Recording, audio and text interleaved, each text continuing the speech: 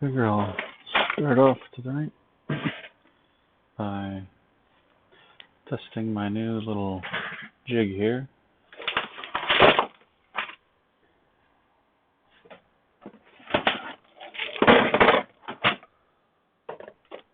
I did assemble some cables earlier today, not on live stream. I don't think I need to record making every single cable.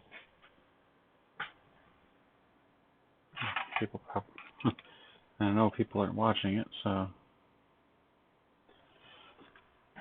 what I did here is I basically took the same thing that's holding the dumb boards currently in place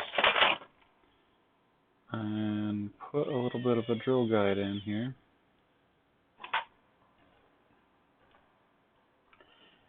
And I also added a couple walls to kind of hold it up off of the surface, and I probably should have went higher now that I'm thinking about it for the bolt heads here.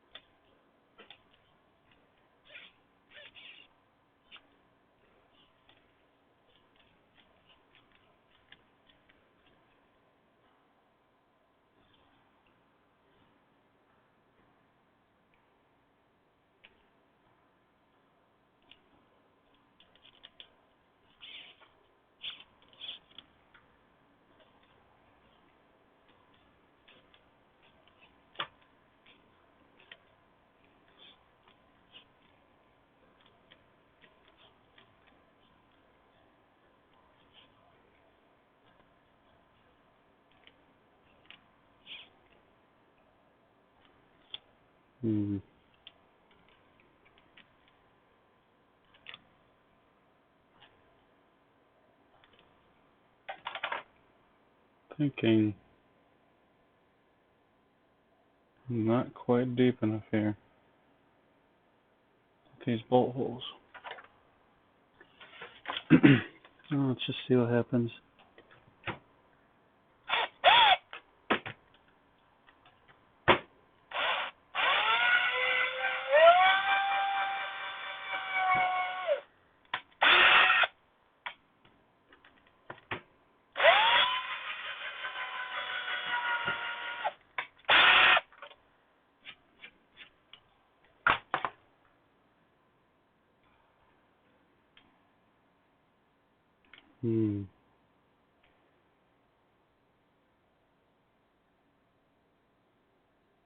Well, one hole came out okay. The other,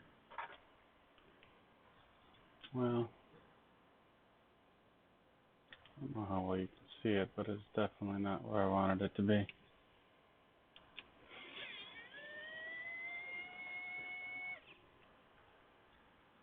I was afraid that it wouldn't work out.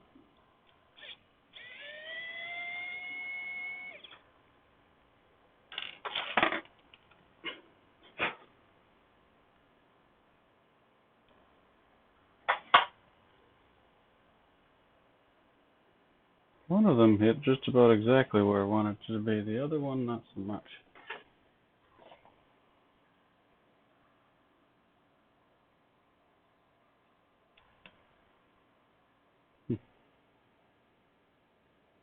However, it is serviceable, and it appears that they did line up here. So I don't know if the board was a little cocked in the holder here or what. Because if they're spaced where I wanted them, how far I wanted them to be spaced out, you'd think that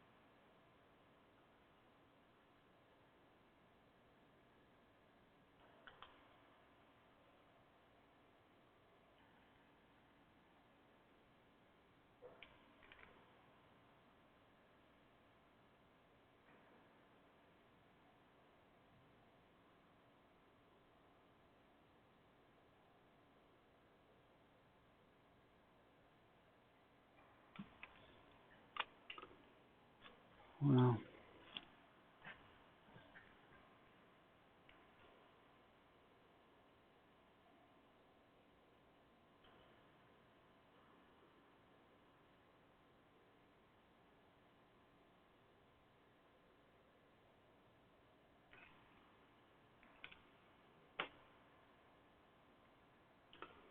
nothing else. There's room for improvement.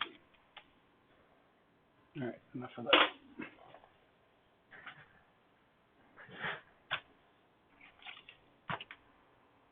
So I made 3 new cables. Oh, wait a minute.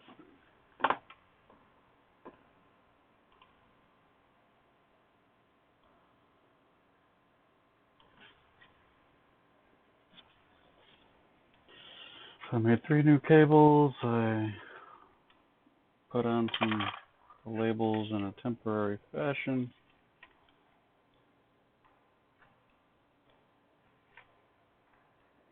I'll terminate all these later more permanently.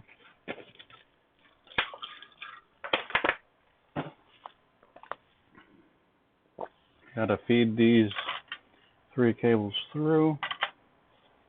Oh yeah, I made these 2 cables. That will be power for the heater cartridges. Then pretty much finished with this one, and we'll be on to the next one.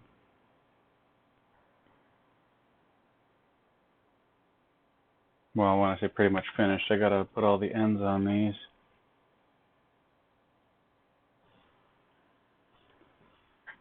So, but the 3HC board should be done. And then, I think I'm going to skip doing the other 3HC board for the time being, so I can jump right into getting the rest of everything wired up. Then maybe I'll work on some cables offline later on. Might be a little bit more difficult to get everything lined up while it's on the machine, but it shouldn't be that big of a deal.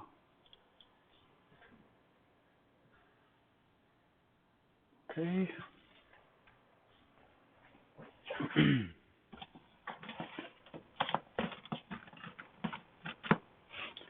Grab the 3HC board here.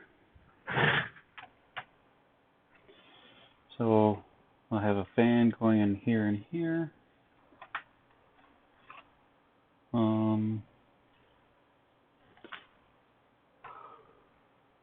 Temperature. I need another fan going in here and here. So what I think I'll do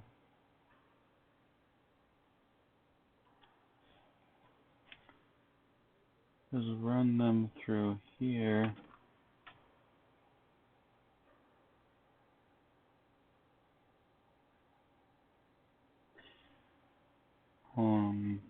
I'll run one of them to the top and the other 2 through the middle. Then we can start mounting and zip tying and putting the connectors on. Clean up this rat's nest here. Alrighty.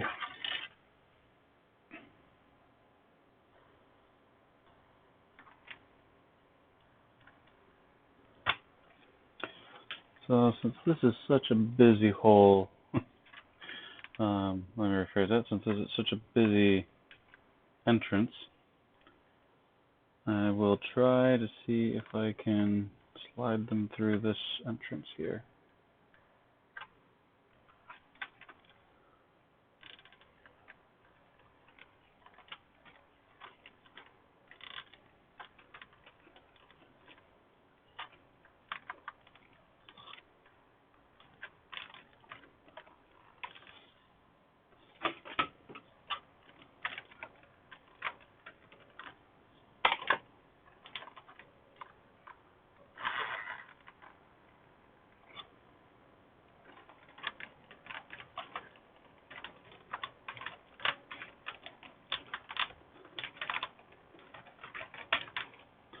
Ah, yes, let me put a little tape on there to prevent the fraying.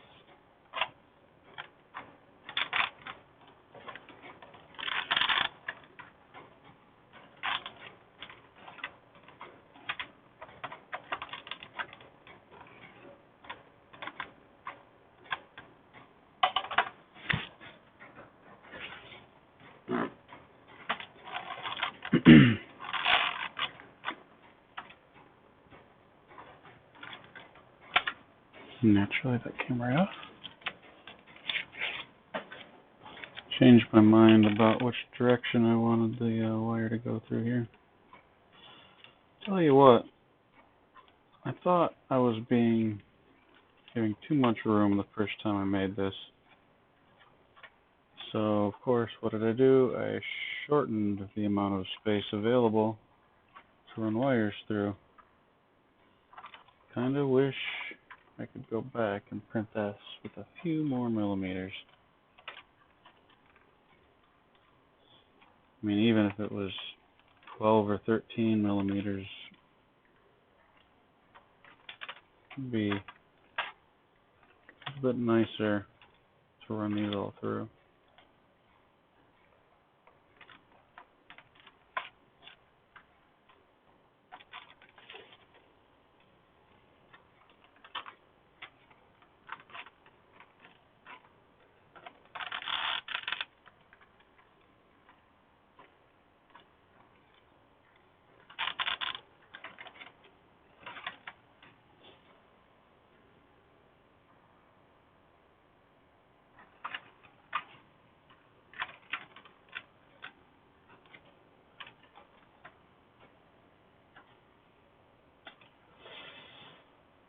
Uh-oh.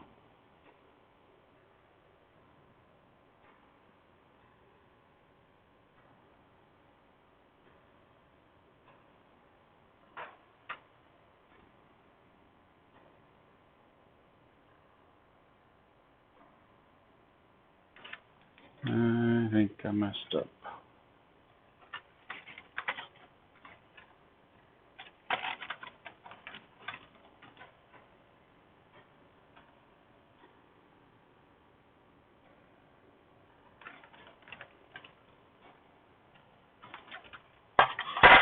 It's gonna be tight.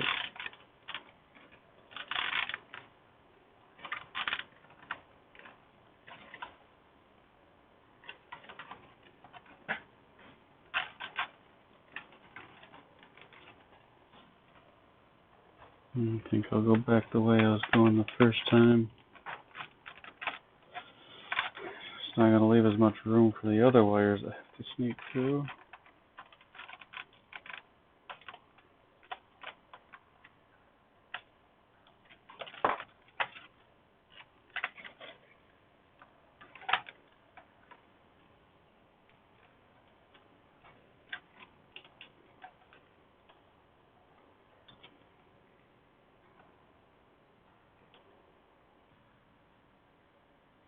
They're going to be basically right here.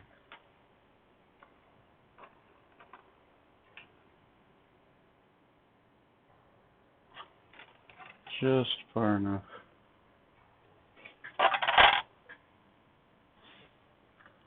Thought when I made these cables that I was being a little excessive with their length.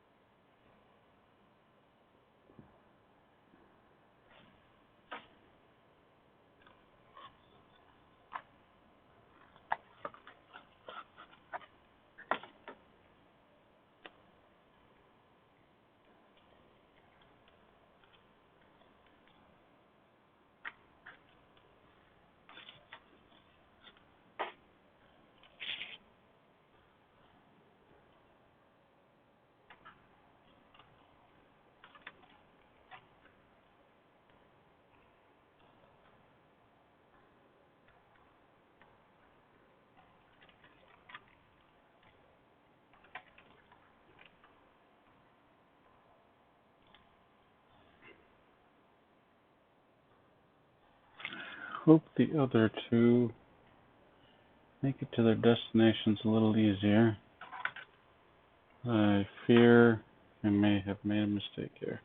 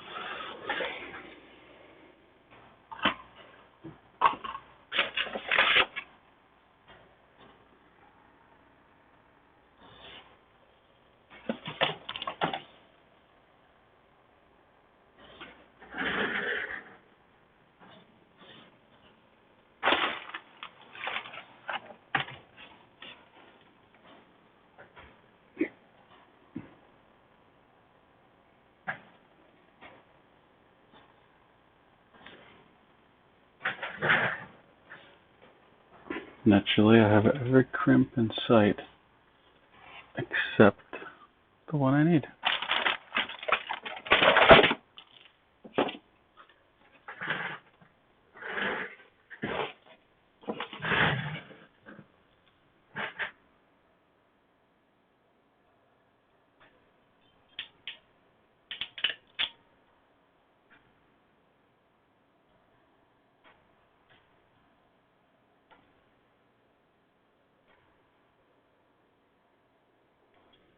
You know what, Disney Plus is really kind of impressing me lately.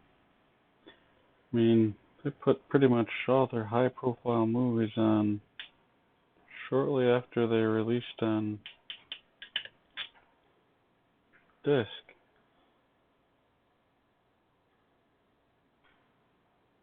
I would have assumed that they would have put that stuff on well after the initial sales for their media was, over. You probably wouldn't see like the new stuff on there for years.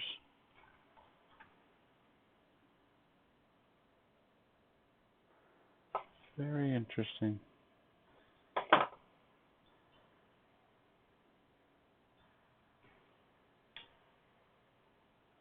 Like, I couldn't even tell you how many, probably several $100s worth of media that we've watched for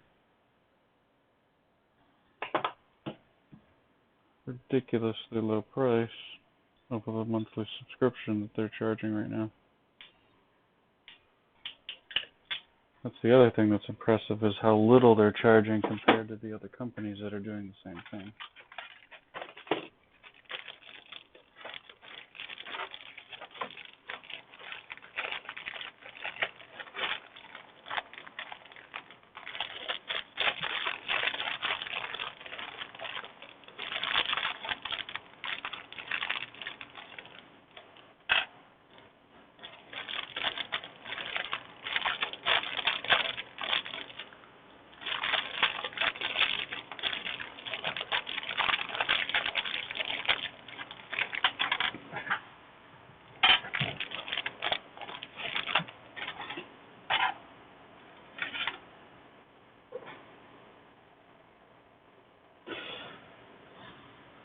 For anybody, whoever might watch this, I'm just babbling to fill up the silence, since I really don't have anything all that interesting to say about the printer at the moment.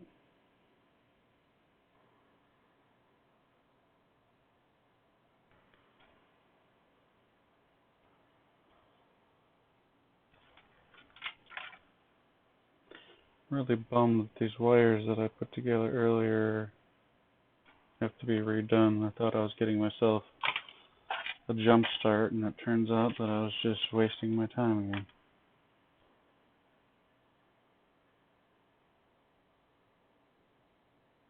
If I tallied up all the hours that I've spent wasting time on this project and then relogged them into something useful,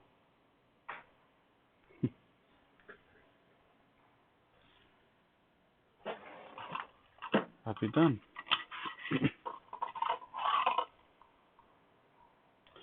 Or at least in the debugging phase.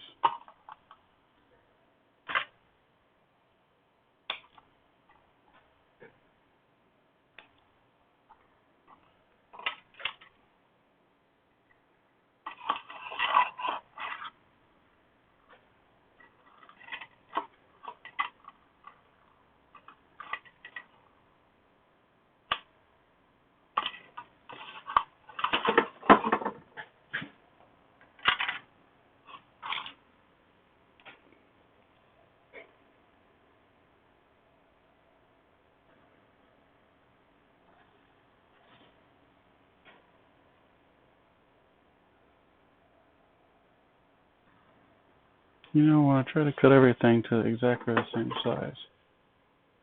Like, it's so different. It drives me kind of crazy.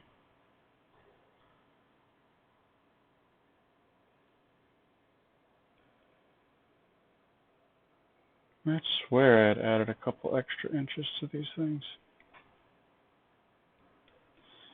So I could just cut them to length and then move on later.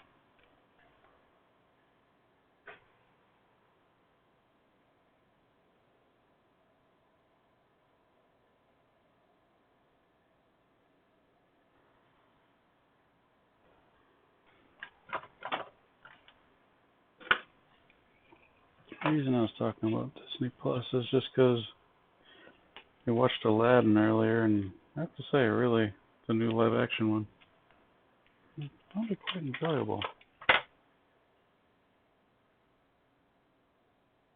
I haven't really appreciated every live-action one as much.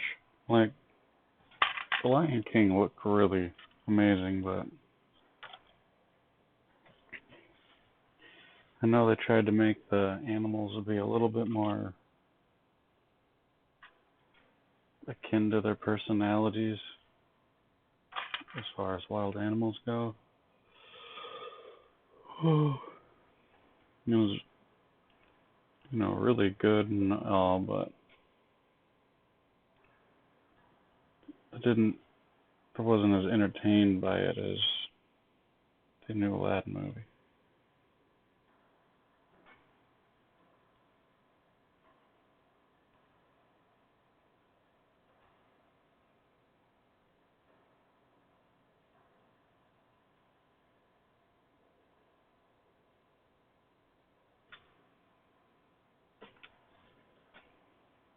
A lot of people probably think what I'm doing is kind of ridiculous overkill, but I like my electronics looking nice. I take a little bit of pride in it, I guess.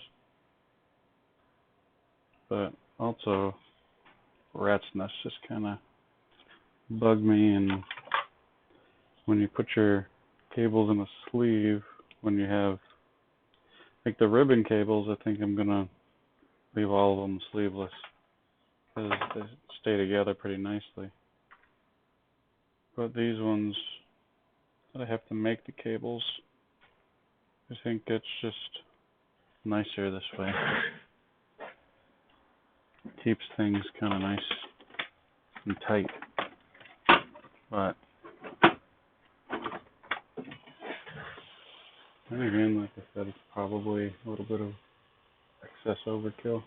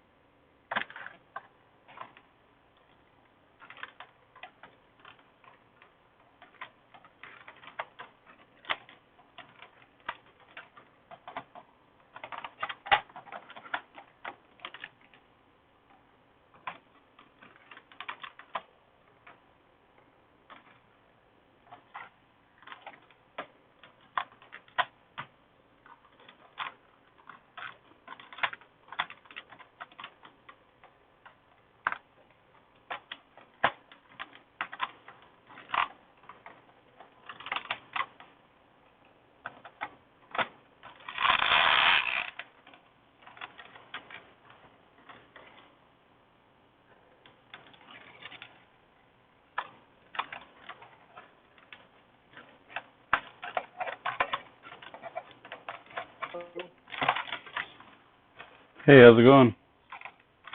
It's been an evening. I've gotten very little done. How about you? Oh, it's going alright. I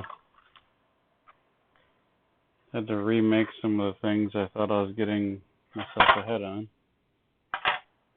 So that's fun. Okay. Just a couple cables that I thought I oversized so I could cut them down, and somehow I apparently undersized them. Find that very irritating.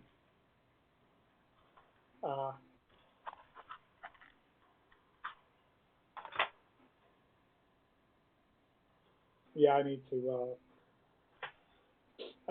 make up some cables. I need to finish making up some cables, to put it that way.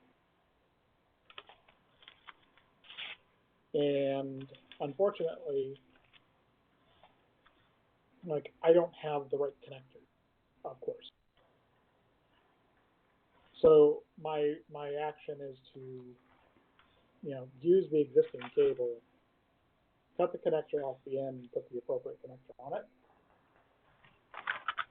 So that's what I'm going to do. Gotcha.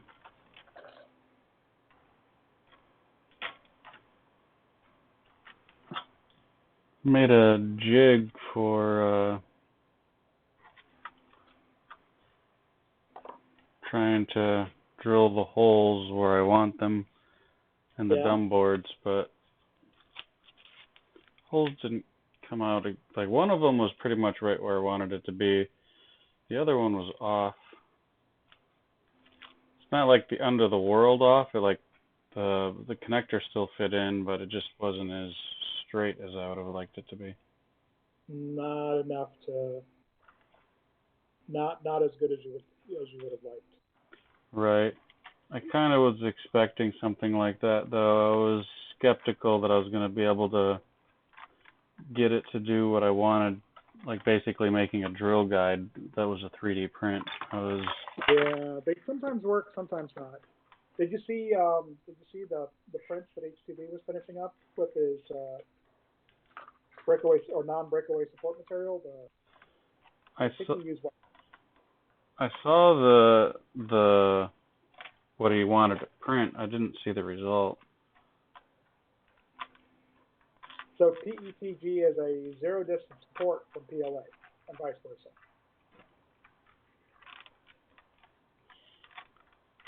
Using PLA as a support for PETG, and PETG as a support for PLA? Yep. So that's interesting. Did he put it in I made a thing or something? It's in random. Random?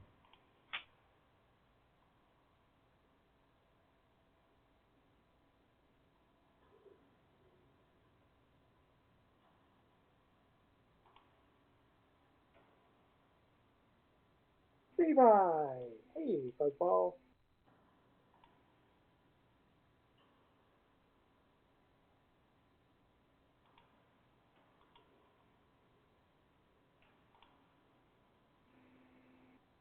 Hey, Steve.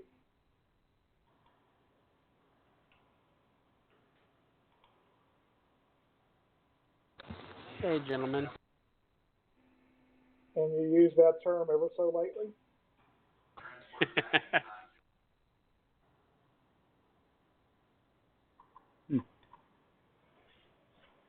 I'll have to take a closer look at those later. Yeah, they do look intriguing. Yeah, that's what I mean by having to take a closer look. So how are things going? Swimmingly. So I'm going to have fun. I don't know if you guys saw, I had fun today getting the corner brackets assembled. I did not. Did you have pictures posted somewhere that I did not see? Yeah, in machine hardware. So when I basically put the pictures that I had. Oh, is that yours? Okay. So you printed that in PETG, right? Yep.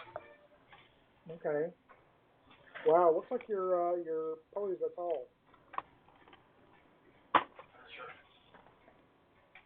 Hold on, I'm trying to go back and find the pictures that I posted.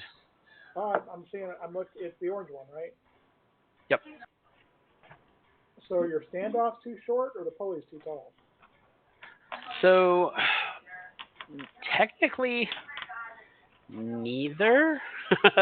So if you look at the design as it is, you have those two shims. You have the shim on the bottom and the shim in between. And what's happened is that pressed in brass piece, my brain is not firing. That insert. Yeah, the insert. It is slightly canted by just barely a degree. And because there's no shim on top of that between the pulley and the plate, when you pull it down to match the front, those two hex standoffs, it binds up.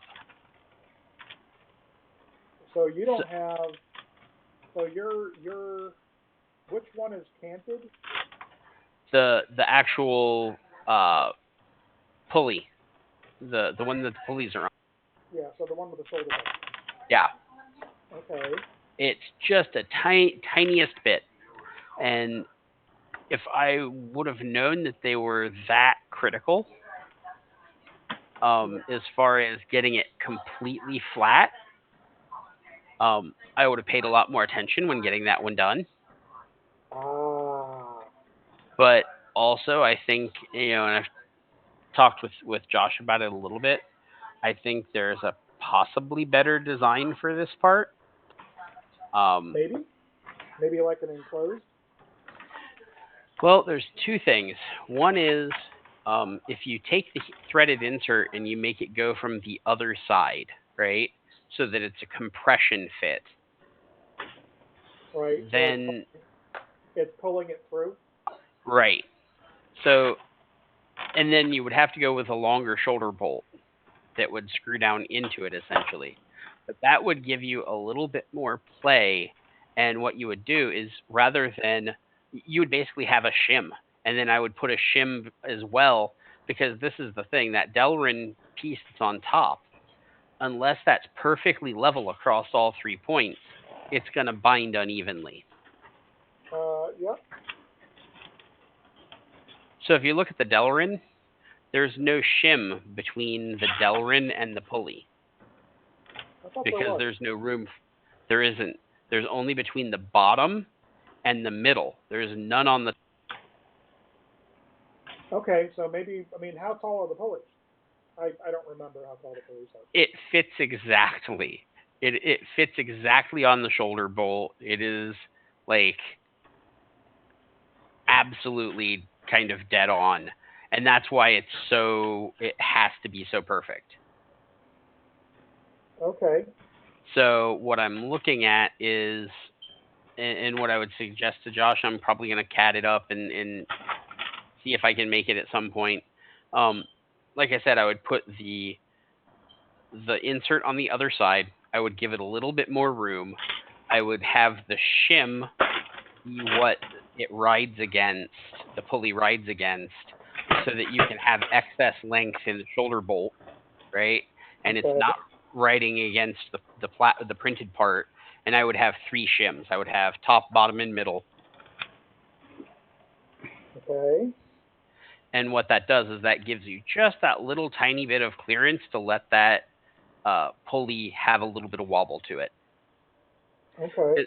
Because even after what I did to fix it was I printed 0.5 millimeter shims to go in between the posts, the hex nuts. Yeah. And it worked. On the one, it works perfectly. On the other one, you can see that the pulley doesn't sit perfectly flat, and as you rotate it, it kind of has a wobble to it. And when it wobbles to where it binds on the Delrin, you know, there's nothing you can do about that. And it would bind like that even if the posts were perfectly flat. Okay. So I think there's a little bit of an improved design that can happen here. Okay. So it's just time to actually do it. Like most things. Yeah.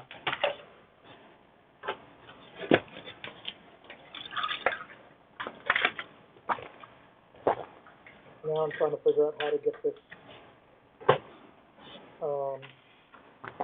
putting together connectors, and Yeah. are these gonna? Am I putting these in here in the right direction? Yeah. So I'm actually looking. So the connector question is part of the thing I'm going to be working on next. What did you do as far as cables or as far as wire the other day? You were saying you were looking at the silicone. Yeah, I'm putting in for my hot end. I'm going to integrate. Well, no, you could go with if you're doing a super volcano. A super volcano is an 80-watt heating element. Yeah. And you should be running 6 for that. I'll probably stay in the 50 to 60 watt initially, but we'll see. I may go up higher eventually. For now, I'm probably going to stay in the 40 watt range with just a straight V6. But eventually, yeah, there'll be a super volcano or another high temp / high volume. Yeah. I was trying to push.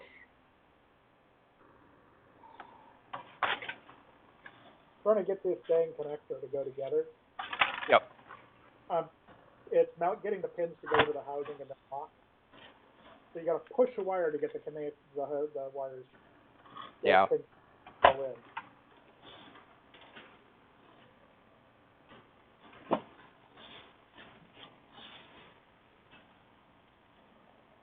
Yeah, I'm trying to decide on a lot of this stuff that if I'm going to actually make all the cables myself, or if I'm just going to cheat. And then it turns out that DigiKey carries like JSTPH and SH and all the different sizes, as well as like Microfit and Microfit Plus. SM, like that? Yeah, they make the cables with the pins already crimped on for like 50 cents a pop, up to 12 inches in length.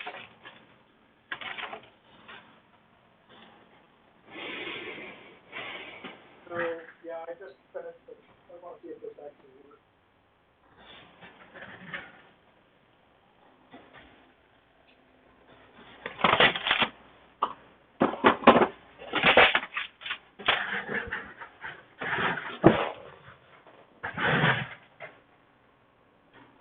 Okay. That might do it. You have the multimeter, and throw the multimeter on the thermistor and see what kind of temperature I get. Or what kind of resistance I get.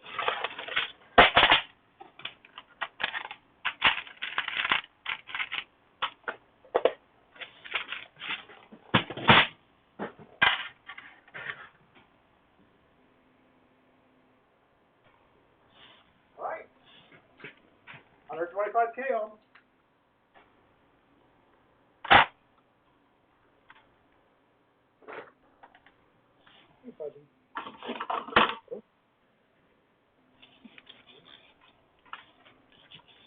Okay, so that's the first connector. Now I got to make more. Yay! What's that? I laughed. Yeah, well, there you go. It's like getting a part cooling fan. The fan in Monera comes with a 1 meter cable. The 5015 does not have a 1 meter cable.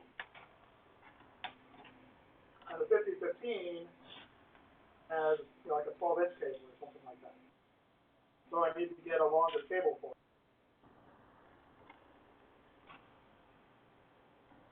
So there you go.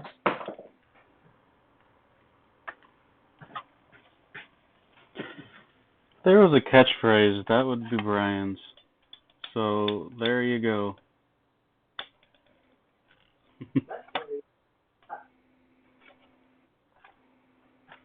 I'd buy that for $1.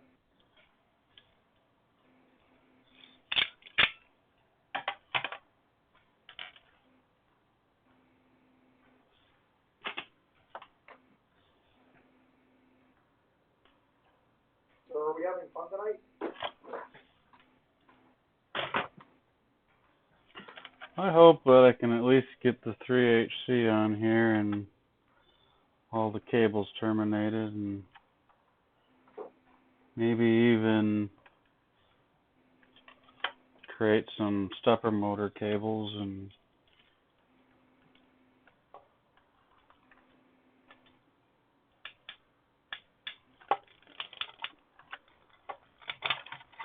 I would like to do both 3HC. Oh, dang it.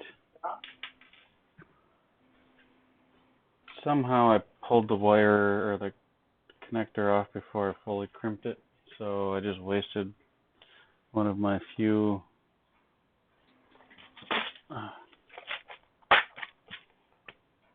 don't have a lot more of these.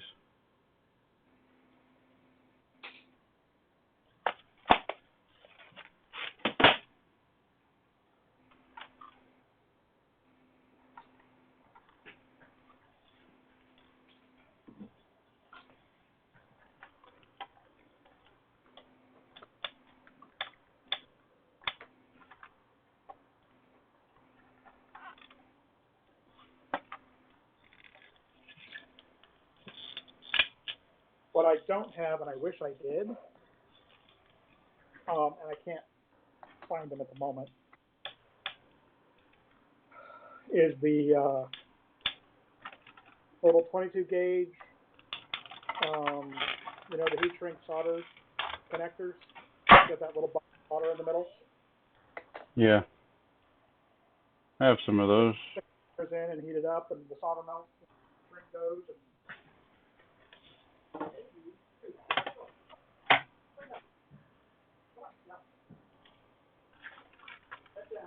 back up. Yeah, that's really sticky. You don't want to stand in it.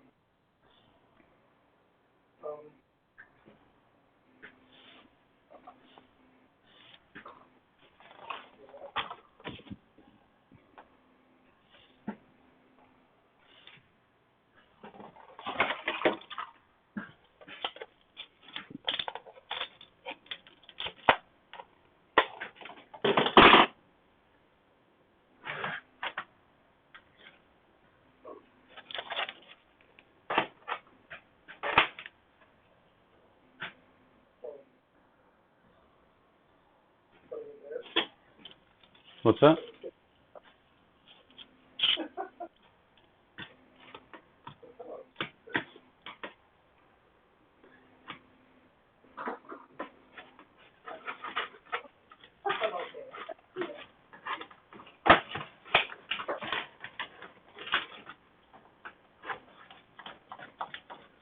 Oh, Eric, I was going to ask you, on the motor, when you were putting the motor plates together, did you, and there's the little switch, right, on the one, Right. did you wire that up before you put that all together, or, 'cause I'm assuming if you don't have wires on that, it's going to be useless, or a pain in the ass to get to later. I put wires on all that, like that, that was actually part of the instructions, I think. But, anyway, I had completely done the motor plates once, and then I had to reprint them, for a revision, so I had that all put together at one point. Okay. I basically had to take apart the entire, CoreXY assembly and rebuild it once. So Fun. part of the reason why I'm on so many videos with so little progress. Alrighty. Yeah. So, has anybody ever soldered new wires onto a fan? Like popping the cover and going right directly to the board? No. Okay. Usually any fan that gets to that point in my environment is something I'm chucking out the window and just replacing with another one. Well, I just wanted longer wires. Yeah. The one that was on my hot end now, I just installed a plug on it and then I made my cable have a plug for it. Yeah, that's what I'm working on. Is Josh online? I don't know. He is not.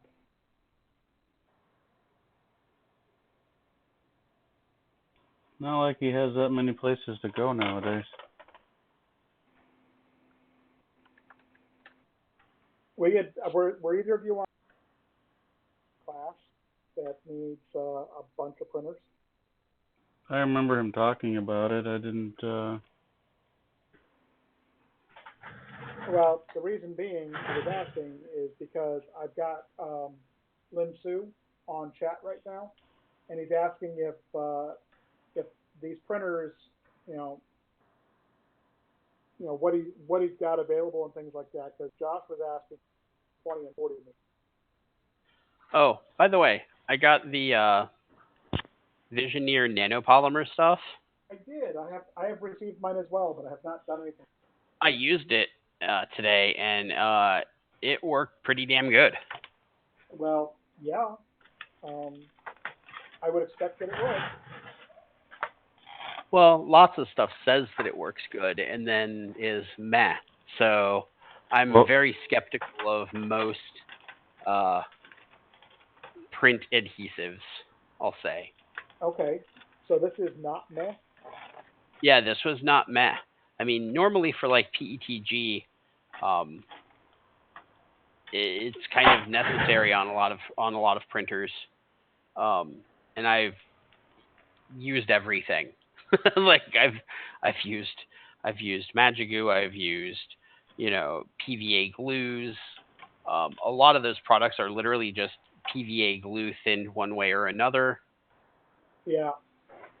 A couple of them literally contain things like ether. Yep. Because it turns out that like PETG is quite clean.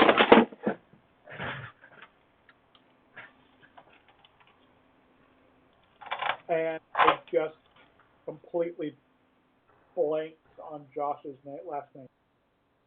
Vasquez. Vasquez. Vasquez. Yep.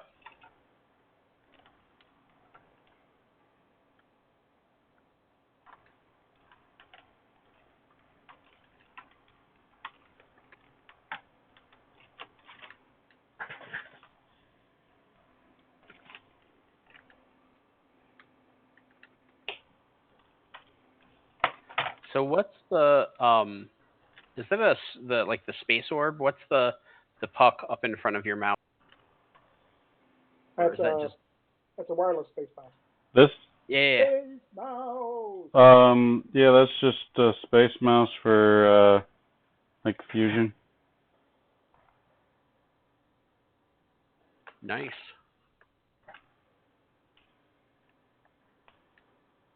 I've looked at them before, but they're pricey. They're worth it. The Pro is like stupid Oh. expensive. Yeah, this is just the wireless one. It works. That's still expensive enough. Yeah, exactly. It's perfect for me because one of the things that I got really annoyed with is like I wanted to, if I'm on the road somewhere, like the last time I was in Belgium, I had hurt my foot and I couldn't go anywhere. And they had a holiday and a weekend, so I'm sitting there in my hotel for 3 days straight in Belgium, and I couldn't go anywhere. and the hotel wasn't that interesting either. So I got irritated, and then I was trying to use Fusion, and it wasn't.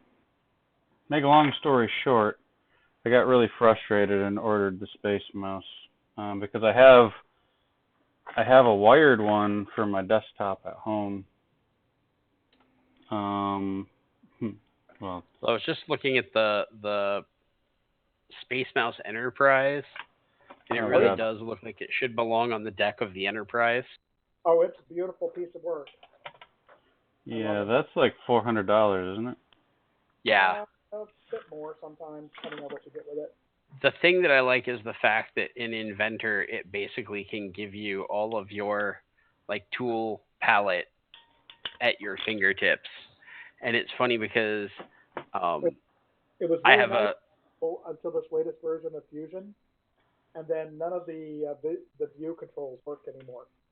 No. Seriously, yeah. So if I hit top, I get the side.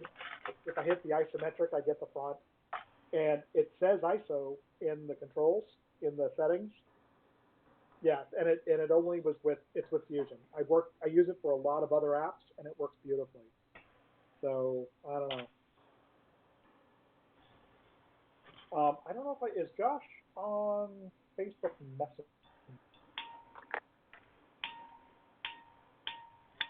Gonna tell him that all the cool kids are hanging out? No, I'm trying to introduce him to Lin Su. Okay.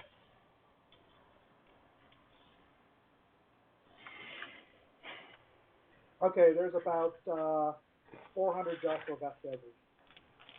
Is that all? Yeah. Because dumb stuff.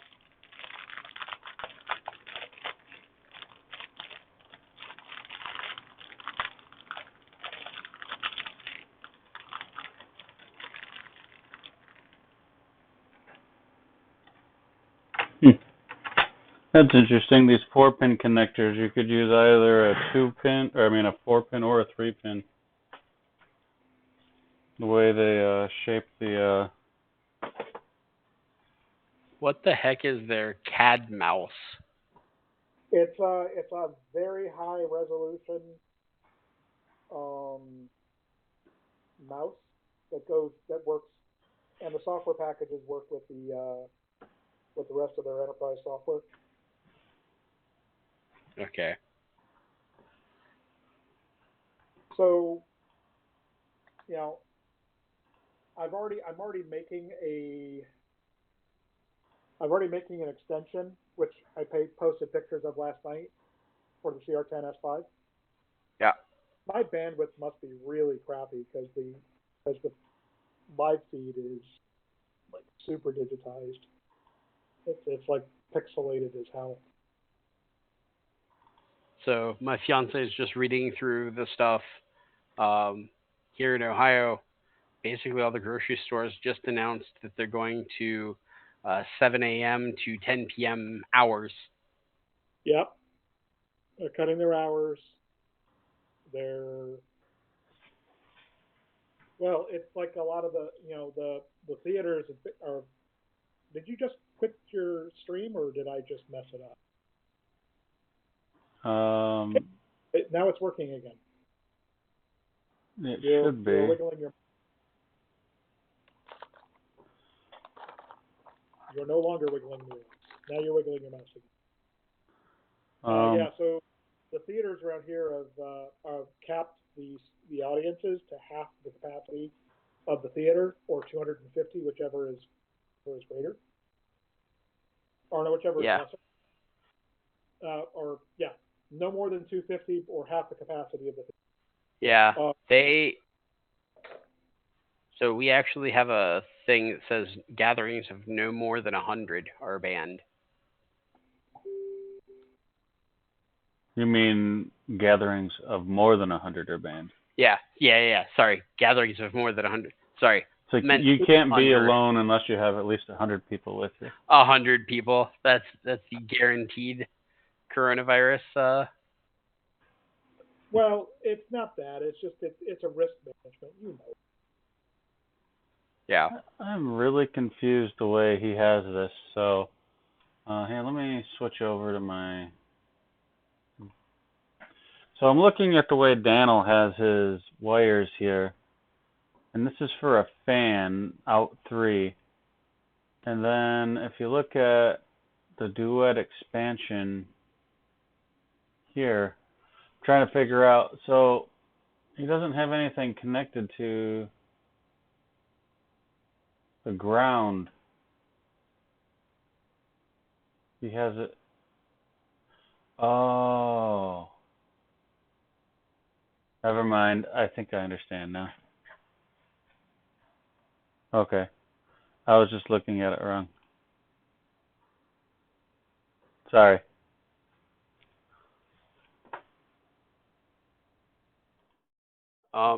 It'll be interesting. I work from home next week, so that will be interesting, make things a little bit easier. Our CEO got in from his business trip, and apparently somebody complained to HR that he was in the building. So he sent out an email telling about all the different precautions he had taken and tests or whatever, and it was just like, wow, really? Somebody's gonna Call it on the CEO. You know what? Yes. Yeah. I mean, he's staying in his own office away from everybody. It's not like he was, running around shaking people's hands or anything. Eh.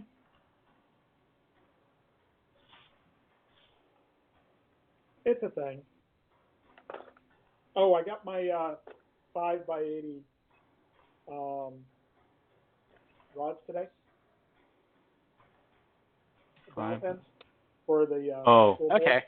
board, or for the tool mount. I'm going to go ahead and print a set up and try it out. So.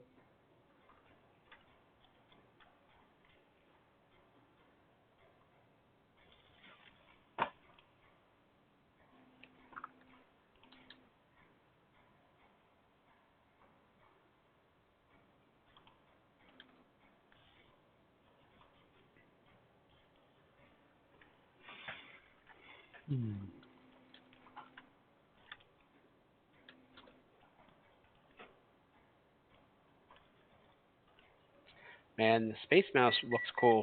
The small one, like the compact or the wireless.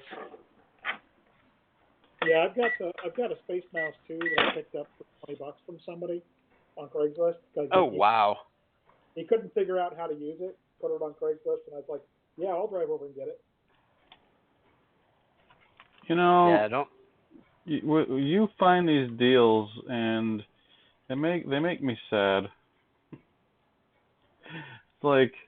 Yeah, but one day he's gonna go looking for CNC something or other, and end up in the wrong warehouse, and we'll be talking about that emergency kidney transplant that that happened.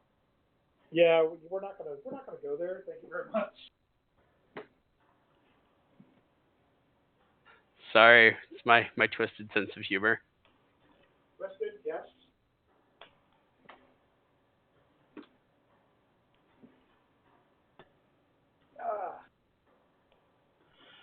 So, I can't complain too much. I don't know if you guys are into how much you guys are into at-home fitness equipment or not, but fitness? What is that? I mean, the most important fitness I am is fitting this burger in my mouth. Anyway, I wanted a Bowflex Revolution for a really long time, but they're quite expensive. Like, I think they used to be $3,500. Now they're like, I think you can get them for $3,000 brand new, something along those lines. Jeez. Right. So I wasn't gonna run out and get one, and one day I just was randomly like, let's see if there's anybody selling them on eBay near my house. because, you know, that was likely. Turns out there was, and he had it listed for like 900. And I'm like, Alright. you know, so it was extremely reduced in price. And then I'm like, you know, I messaged the guy, would I be able to fit this into my car? Like if he thought it would be big or small, like if he took it apart, you know, are the pieces small enough to fit in a car? He's like, how about this? I'll bring it over to your house and drop it off. If you wanna send me the money, or like if you wanna settle outside of eBay, and instead of paying 900, I'll only ask you 750. Well, So, that's violation of the terms right there. well, I'm sure it is, but but you got one. yeah, he brought it over. It actually ended up taking him 2 trips, and he was an older gentleman too, and he's like, yeah, I don't have a clue how he got it into his car, because it was really difficult for me to move, and this guy was getting pretty up there in age. So, but yeah, he was super kind, super nice. It was like brand new condition.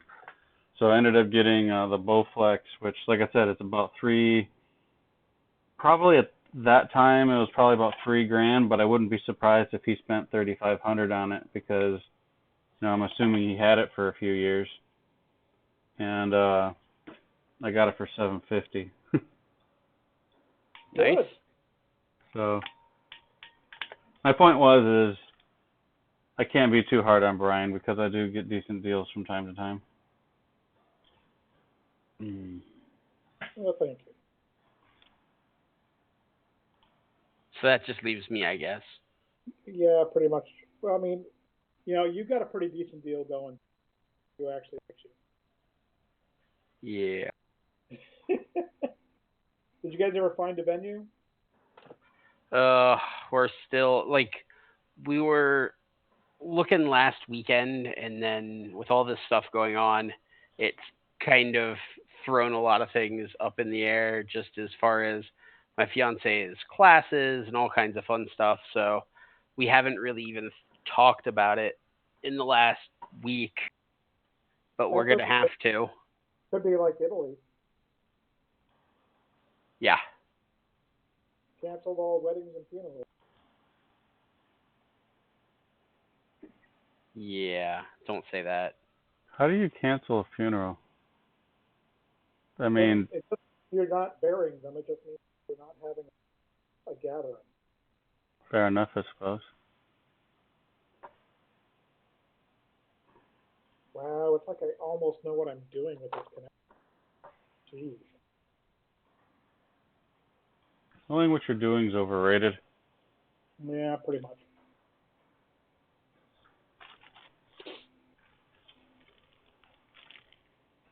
Tool mount, PCF bracket, JSP panel. Wait, what?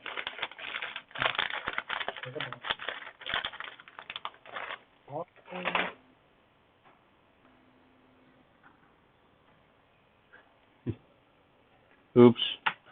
I think I'm using the connectors that were meant for Luke's board on the Duet side, and the Duet side on Luke's board. Really?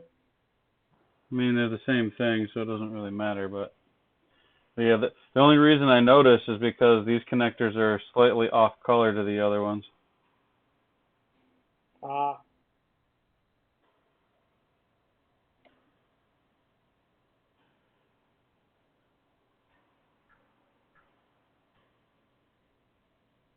I mean, New chapter! Sorry. New chapter No problem. in what? I'm reading a serialized story, and the author is putting out a new chapter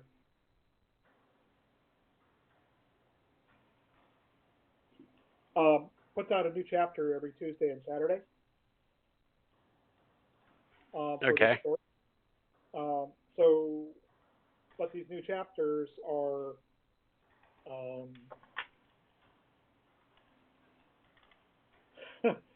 it's here's a new chapter in the serialized story, right?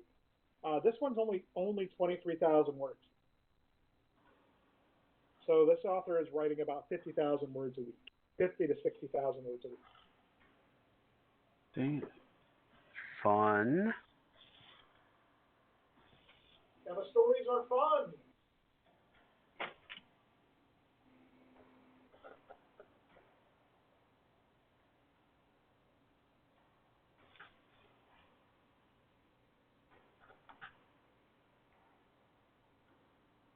So there you go.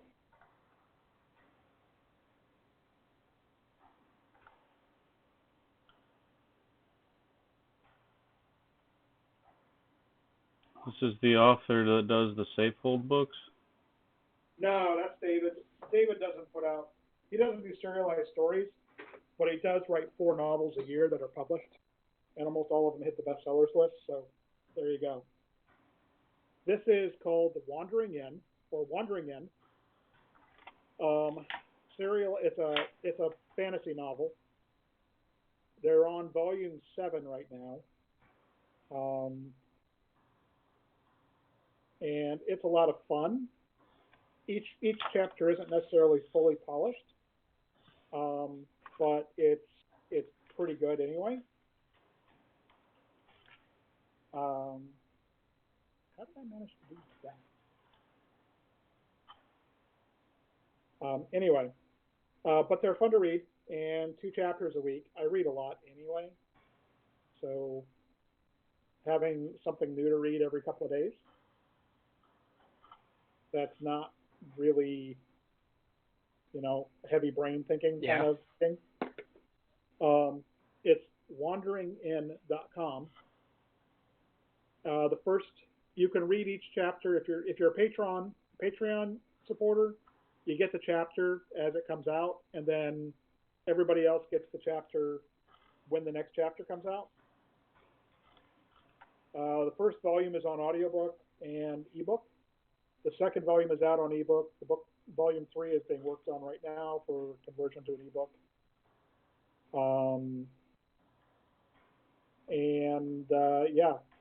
About 4 million words.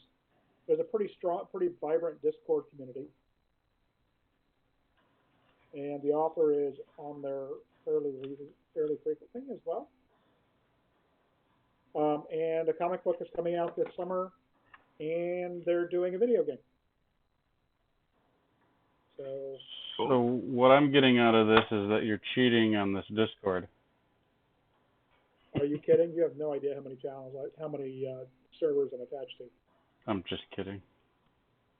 I'm actually on the Rep Rap Festival Discord too, which, if you're not, you probably ought to be. Although I found it pretty discouraging when people were giving the Rep Rap people a hard time about the cancellation. Yeah, that's kind of dumb. It's like, really, guys? Really? I would check out the Discord, but honestly, I usually have a... Huh? You have other things to work on. Yeah, I was going to say, I usually have a hard time keeping up with this Discord as it is. Wait, did you? What's that? Did you work today? No, not today. That is awesome. Yeah, I've had the last couple of weekends off, so that's how I was able to come in and do a little work earlier today when everybody else in the house was sleeping for a nap. Yeah, I actually was gonna hop on earlier when I saw everybody in the live stream channel in the chat, but by the time I got there, everybody was gone. So it was really weird. I just popped on just for some early, just to make some cables, and then H2B, I believe it was, popped in. yeah, I talked with him for a little bit. So that was cool, and then Josh popped in, and then all of a sudden Luke popped in, and then Brian popped in, and it was just like, wow. Yeah, I was in my car. I was trying to connect, and it got really weird. It seems like people tend to gather around whenever I'm, like, I seem to initiate these get-togethers on the Discord. Well, I've been on there a few times, and I'll jump into a channel, and then I'll sit there for an hour, and nothing happens. Yeah. I don't know that I've ever seen anybody in the voice channel without me being in the channel first. Not saying that it doesn't happen. I'm just saying I've never witnessed it. Witness me! Oh, hey guys, I gotta drop off here. No. Okay. Yeah. Right. Okay. Have a good night. Alrighty, guys. I should be on tomorrow. Some. Our goal is to actually get up early and act mostly normal. What? No way. The challenge of the next couple weeks is going to be getting up and acting like normal, responsible adults every day. Oh, wow. How about the old idea? I don't know why that's a challenge. I've been doing that. House at the same time all day? I've literally we have Netflix, and she has no class as far as school goes. So, yeah. Oh, so you're saying you're going to be tempted not to do what you're supposed to be doing, is what you're saying? Yes. Yes. So what's your playlist for the next couple of weeks? I don't know. So far, we've been binging on. I introduced her to Eureka. Oh, that's a fun one. So we're. Here's a playlist. Let's start off with the Andromeda strain. No, we do not want to start Paranoia. No. So with Andromeda strain, and then go into maybe Outbreak, followed by Seven Monkeys. Yeah, we're not going to go all the Outbreak. We already. Yeah, no. Maybe the Thing. The Thing would be a good one. No, see, we're already paranoid enough, especially me. Therefore, we do not need these things. I was being silly. We actually today was kind of chuckling. There was a thing on Facebook for where we live that was sit and stare out of a window wistfully. Was a happening that 100,000 people were going to. You know what? It's not necessarily a bad thing. So, yeah. I like the meme that the coronavirus is. How did it go? Something like it was basically doing more for global warming than any other activist. That's all right. I'm more concerned about what happens in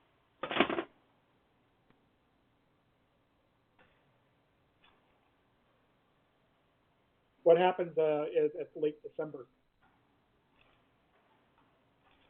of this year. Late December of this year. What's special about that? Well, I mean, people going to couples trapped at home for weeks at a time. Oh, I see what you're saying. You're saying we're going to have another baby boomer generation. Possibly. We'll see what happens. One thing I do hope that happens is we actually this galvanizes a response to universal health care, and the people not allowing the politicians to decry it anymore. I mean, they can afford getting sick, but yeah, some stupid amount of the population can't. All right, I'm printing my tool post now. We'll see what happens. Oh, no problem.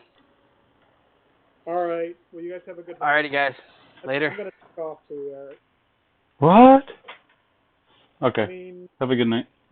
Well, I have some soldering I have to do. I'm actually going to try to solder these longer leads on this. It's really simple. There's the spots are like right on top, and it's just a couple solder pads. So it'll actually be really easy to do it. Hey, Mischief, what's up, dude? Oh,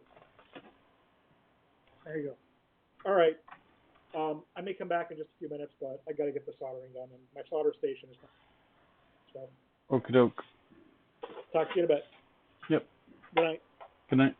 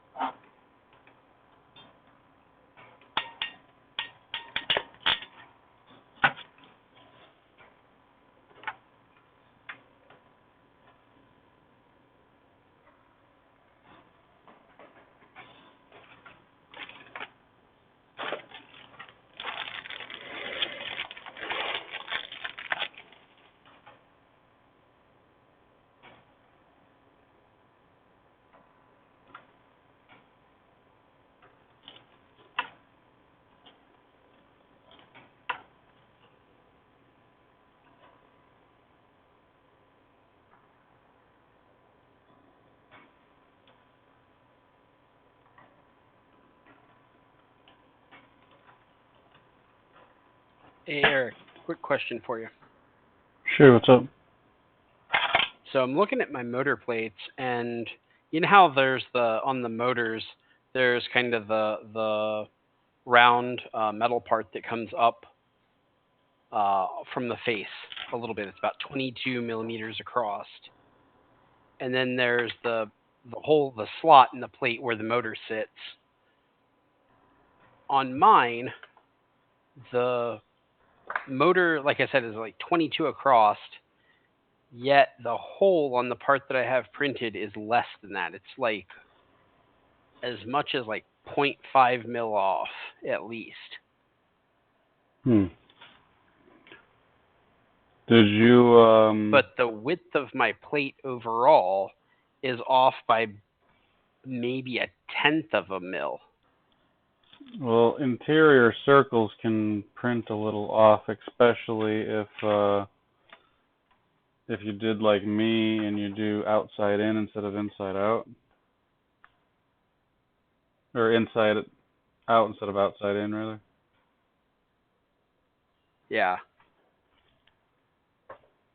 I'll look. But yeah, I didn't remember having much of a problem dropping mine in. I had a problem mostly with the holes or the slots for the bolts. They would catch the sides and make it so that I had a really hard time getting the motor to slide around, which is one of the big reasons I'm looking forward to getting the aluminum plates on there. All right, soldering is complete. I'm back. Welcome back. It's 69.7 millimeters wide, and He said 69. and the design file, the CADs say that it should be 70. But that's so my motor plates are slightly off. They're outside dimension wise not that far. Calibrated. It's pretty well calibrated. It usually less than this. Usually, like I said, this is showing like 0.3 millimeters off on the exterior width. Okay, so remember Josh does outside in? So do I. Okay, I print inside out and I get closer to the design. So I don't know. So what's interesting is the outer dimension is, like I said, is 69.7. It's supposed to be 70. But I mean I'm looking at 69.65. So you're talking, 0.25 off. Not a terrible amount. All the holes seem to line up. Yeah. But that interior slot where the motor goes is too narrow. Yeah, trim it up. Just hit it with. Wait a minute. Did you bother to like run a deburring tool on there? Yeah, just a little bit. I may have to be a little bit more aggressive, but yeah, that was the first thing that I did was I went through. Because that's the side that's sitting on the printer. Yeah, I had to, if your layer was a little low, you might have it a little squashed, and that might account for the narrowness of it. A little bit of elephant foot on that. Yeah. So how's your Z? How far off is your Z?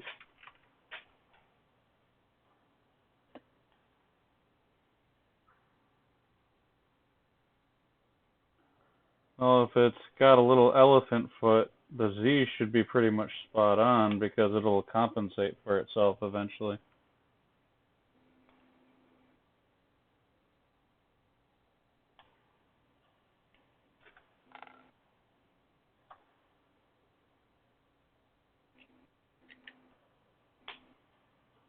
Yeah, I went and looked at mine. I mean, it's tight in there, but my motors are into the slot, so.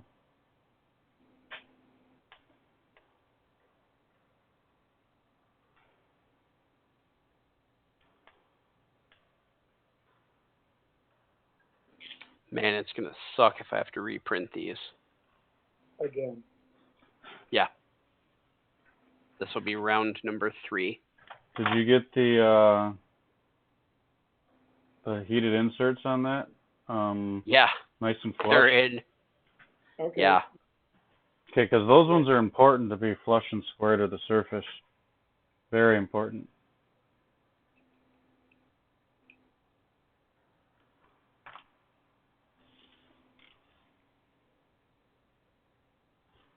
So I'm printing my new tool posts for the Hemera with toolboard. Yeah. So I'm printing the tool post, and then I'll need to print the extensions. But essentially, and then the wing extensions, or the parking wings. So there are, as far as the tool mount is concerned, not the parking post, but the tool mount, there are only 4 part changes to put the tool board on. So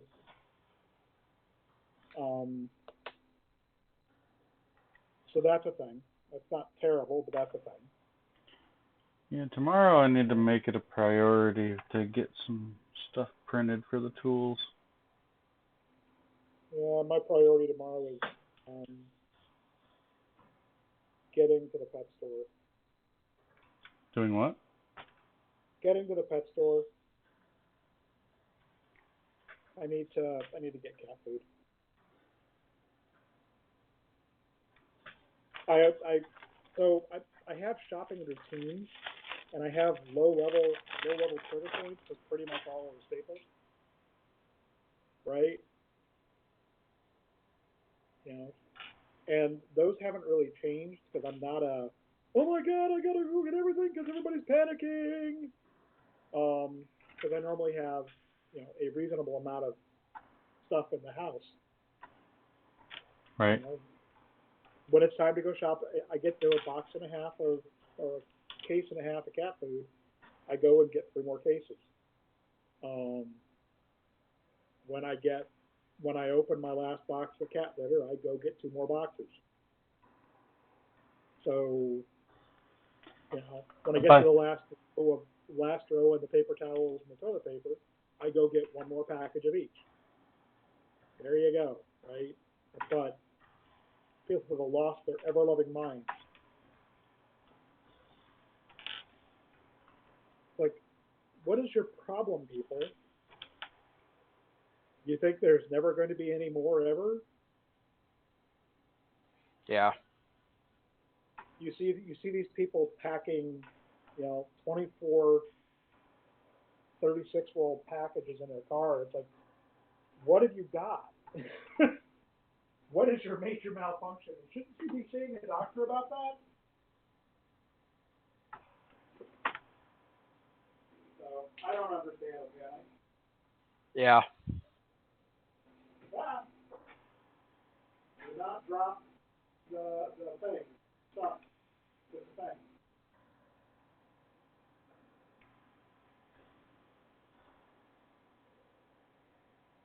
No, I'm mounting the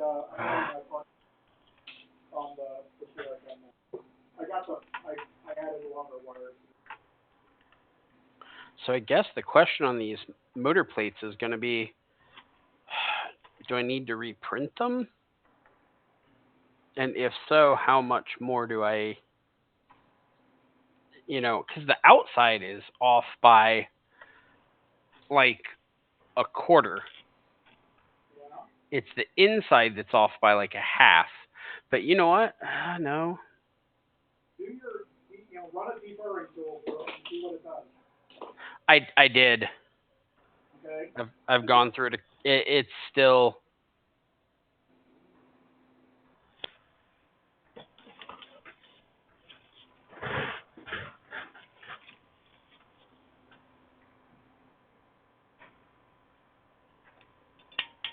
It's 0.5 mil off.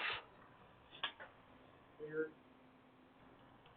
Now check your settings on your printer and print a couple of print like 4 layers, and then check adjust the settings, adjust the settings.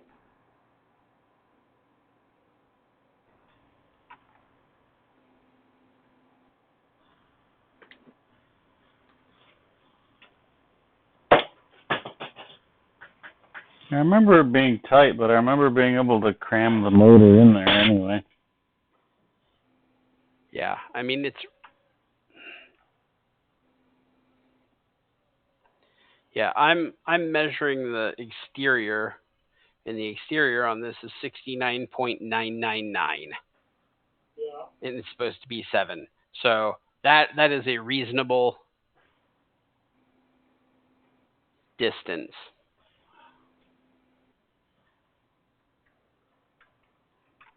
Okay.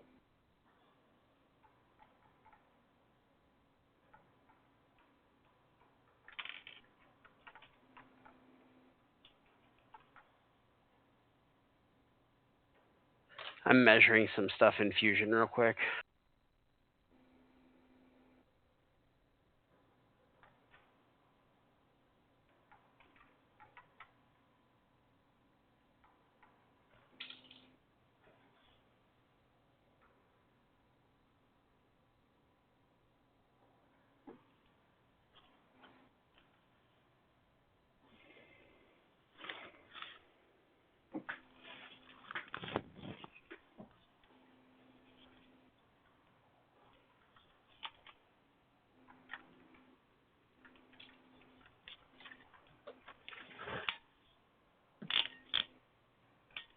Oh, hey, mister. Come on back there, dude.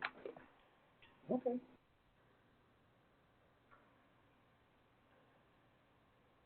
You're in my chair.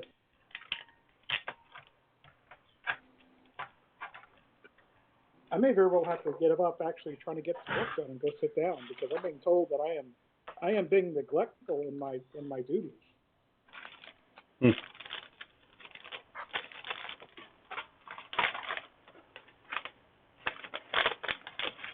Ah! Uh-huh. Oh, I just started pouring connectors into my lap by accident. Huh. Yeah. So I have a model that I need to be working on, but in order for me to work on it, I'm going to have to go get myself a jeweler's apron, which I probably ought to be using anyway. A jeweler's apron? Yeah, a jeweler's apron attaches, it goes around your neck, and then it goes down, and then it comes up and attaches to the edge of your bench, of your workbench. so that you don't lose anything. Yeah, if you drop anything off, it lands in the apron. And it's usually a contrasting color to whatever you're working on. So, if you were to drop a gemstone, yeah. And I have a pretty shaky hand sometimes, so I really don't need to be dropping. Now I'm working on a half scale R2D2, and it's almost entirely held together by tiny little screws. So, but it's a super complex model too. There we go. We've got connectors on everything. Now I just need to heat shrink it. Woohoo!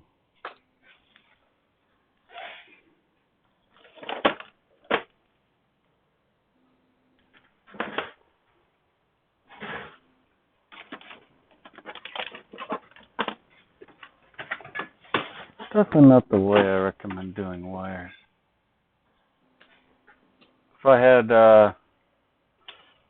there's some merit, I think, leaving the top off, and then maybe putting like the zip ties back in the center. Or, well, I still have the model that I put all the zip ties in. And then you could like lay out all your wires, then pop them off really easy to finish putting all the connectors on there. And then,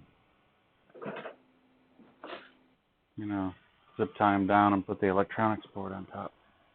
Okay.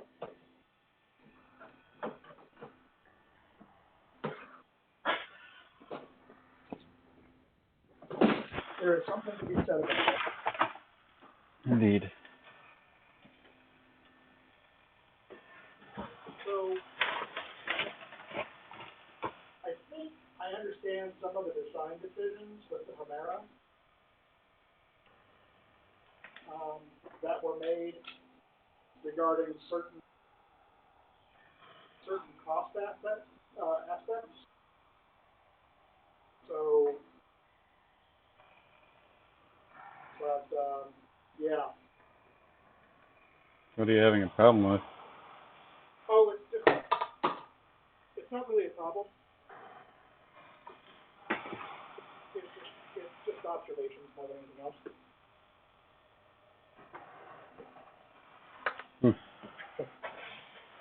You know, the motor, I mean, where it counts, the designs are really, really solid. Okay, the heat exchanger, the extruder motor, the geared hob, things of that nature, right? Okay. And I know this is the first generation, so I expect that Hemera Mark II is going to have a smaller, lighter, more powerful stepper, and that They could just sell the Hemera as is, but sell the extruder part and then just have a couple different steppers you could choose from. They don't have to like make it a separate model. You know what I mean? Well, they do because the front plate is custom machined. Yeah, but So if the stepper was still a NEMA 17, it could be a smaller NEMA 17. Well, no. What I'm saying is that the front motor plate of the stepper Right. is custom machined. Right. And you could have a custom machined smaller stepper too, is what I'm getting at.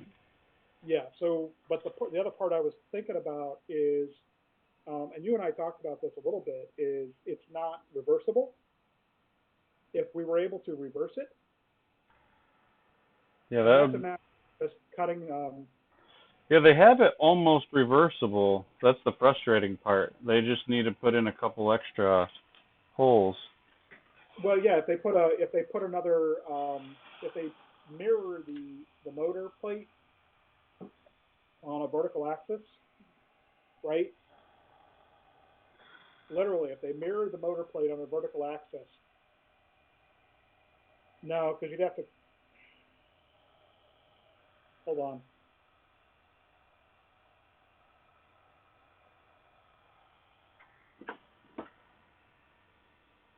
Yeah, I don't think that's going to matter.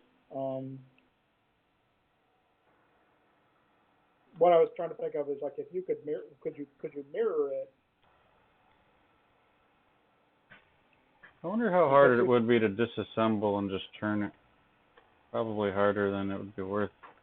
Well, I'm looking at the heat exchanger, right? But I meant if you like disassembled the stepper motor and just, rotated it. Like what? I wonder how possible that is. I've never actually taken a stepper motor apart before. Well, it's what I'm afraid. I got to look at it again now that I'm thinking about it. But the idea of being able to mirror them, so like the motors are both out, or the motors are both. If the motors are both out, right? I don't know, Steve. Do you have any Hemeras? No. Okay.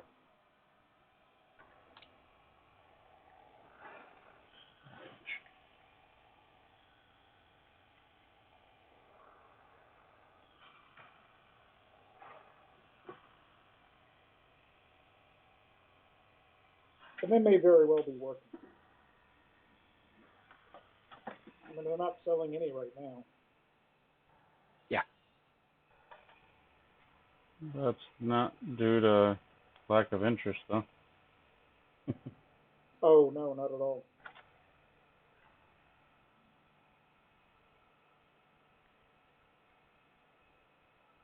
Makes me glad I just went ahead and ordered some extras, well, not really extras, but ordered them all early, even though I wasn't planning on using them all right off the bat. Oh yeah, I've got 5 of them in the house right You just wanted to have more than me. now. I did. That's the only reason I did it. I know.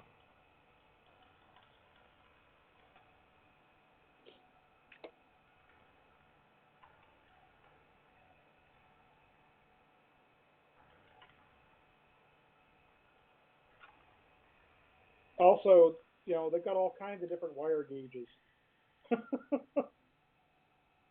There is no standardization of wire gauge. So the hot end uses a 20, or the heater uses a 20 gauge wire.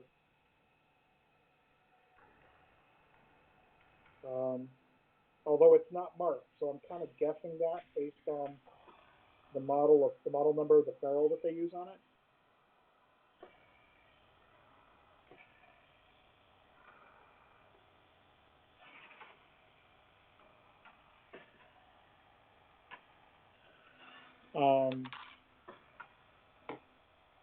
They're using 22 gauge for the stepper motor.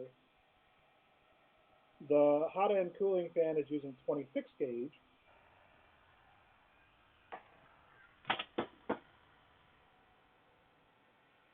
The thermistor is using 22 gauge. So it's like, really, guys? Pick one or two.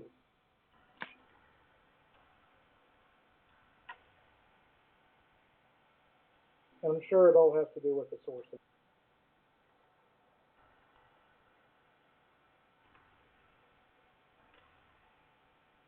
Yeah, I don't think they made any special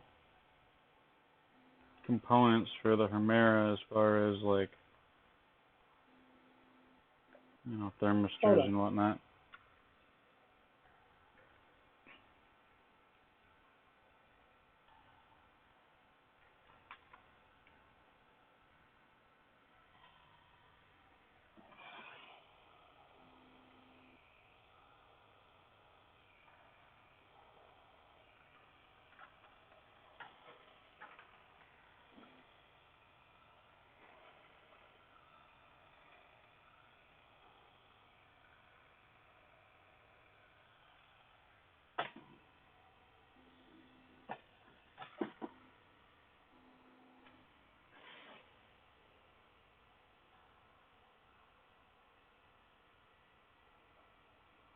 I always hate how long it takes me to do this, but at the same time, I like the results when I'm finished.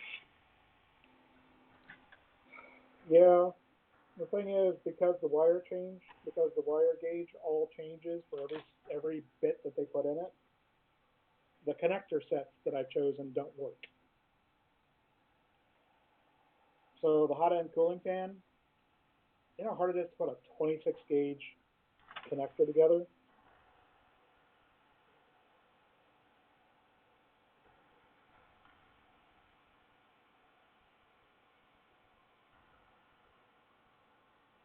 Using a JST-SM, because everything else works in that range. Yeah.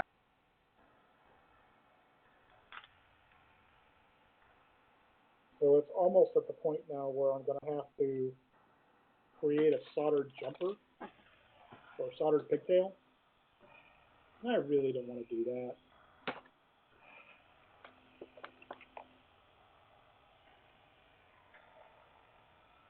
How expensive was that labeler you were looking at that can print on heat shrink? Oh, there's a couple of different models. It's the Brother PTE 500 or PTE, hold on.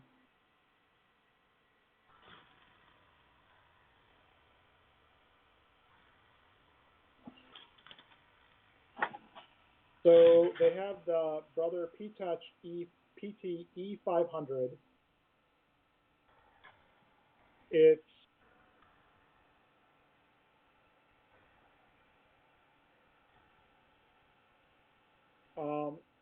it does all the different labels. It connects to your computer with a USB cable. It runs on a lithium battery. or 6 AA's. How much is it though? $157. Can you So it load does up shrink different? tubing. What's that? I think you're just gonna answer the question I was gonna ask. Sorry, go ahead. And then if you go to the PTE 550W, hold on, I gotta get to the. Does it just print on shrink tube, or does it do all the other kinds It of prints labels? on a bunch of different tapes and whatnot. So give me a second, let me rattle off the numbers. So it prints on the TZE tape, the HGE tape, the HSE tape, and the STE tape. I honestly have no idea what any of that is. It's different models of different kinds of tape that it uses. And it goes up to 0.94 inches wide on the tape. So 0.14 inches, 0.35, 0.47, 0.7, 0.23, and 0.94. 180 dpi, bright orange. You can connect it to your computer via USB, or you can take it out in the field. But the other model is the PTE 550W. Hold on, let me get over the brother page.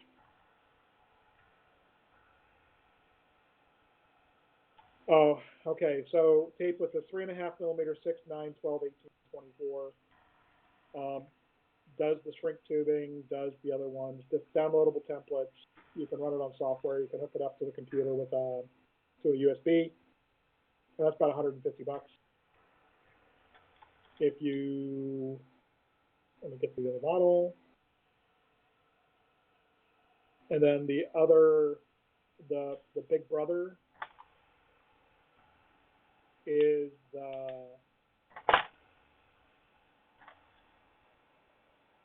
waiting for it to load. Is the PTE 550W. You can also take the toughness of this label up a notch with a limited edition camo print.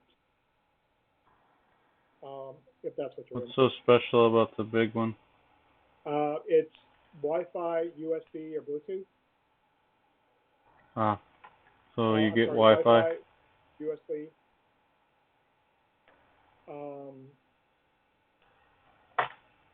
It does all the same size stuff.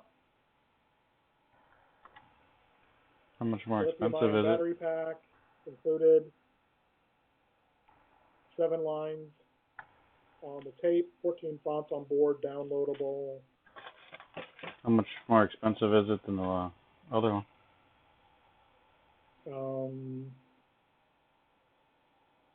I think it's about 300. About 300. Holy crap! I don't think wireless is worth that much.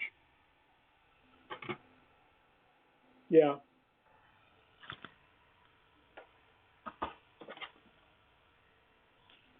Dual auto cutter. I'm not sure what the dual auto. I need to find out what the difference between the dual auto cutter or what the differences are.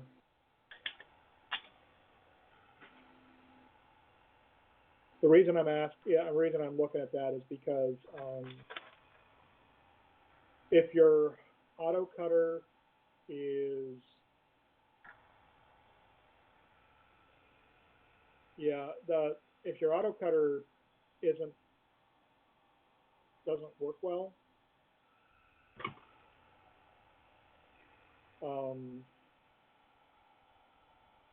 you end up using a lot of extra tape.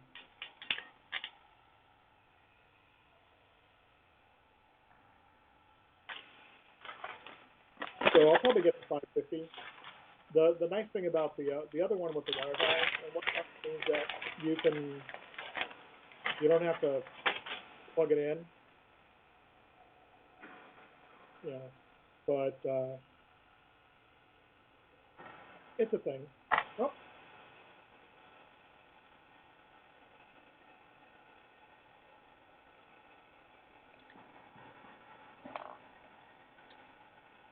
Yeah, for some reason I didn't cut one of these short. I don't know why.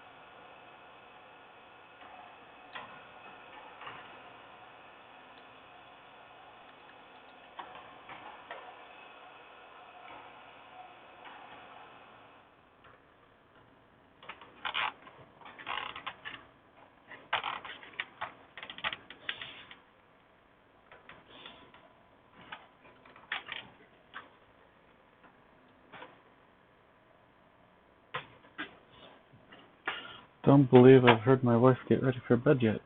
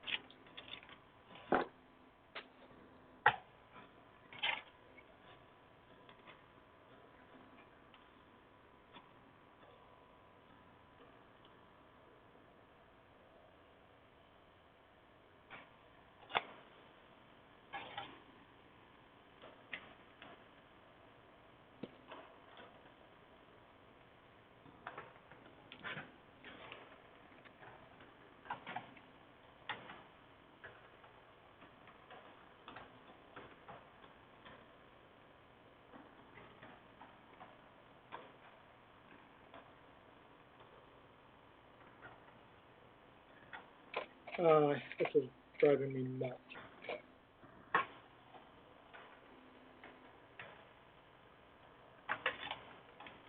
So, trying to get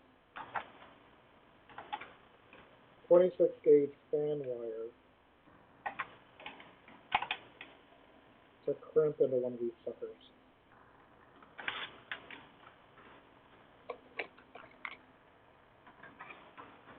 So essentially what I'm doing is I'm making it about 3 times as long as it needs to be, and then rolling it up.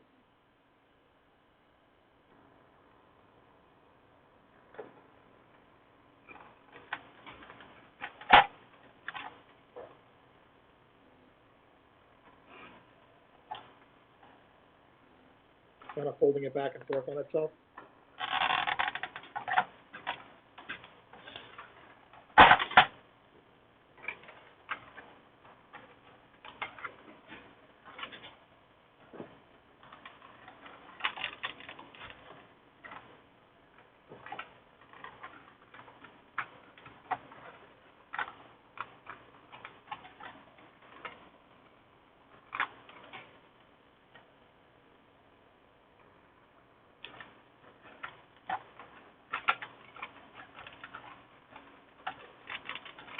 And let's see if this does it.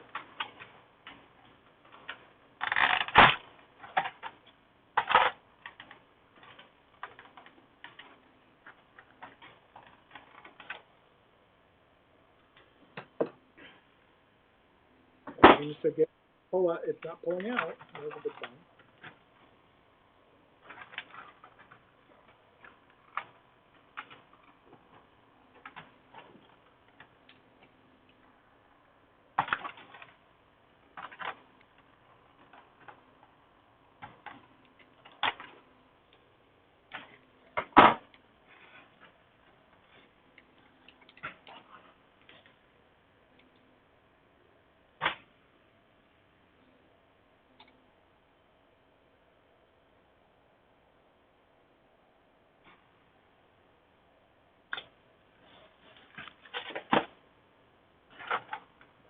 Wow, it's almost 1 o'clock already. Yeah, I'm almost done with what I wanted to accomplish for my main goals, at least.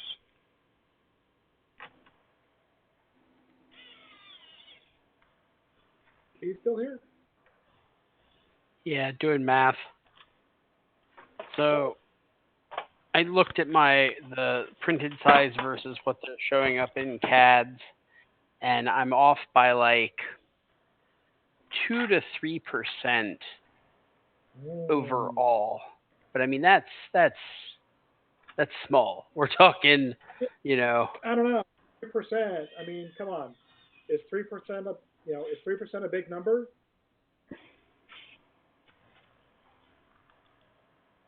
I guess it depends, right?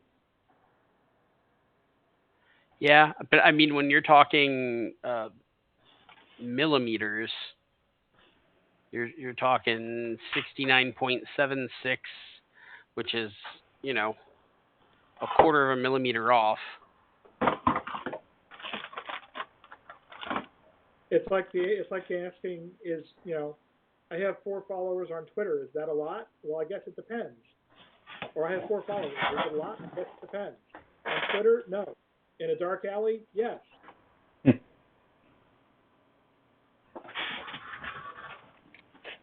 You have 4 followers and it's a dark alley? Yeah, it might have a problem.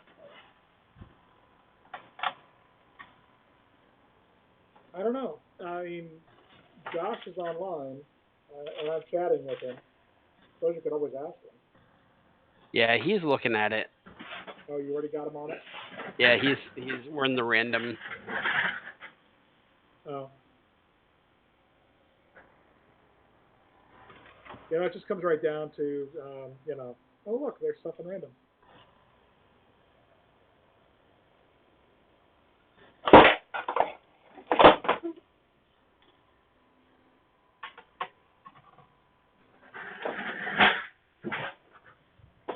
I mean, that must have an army of people.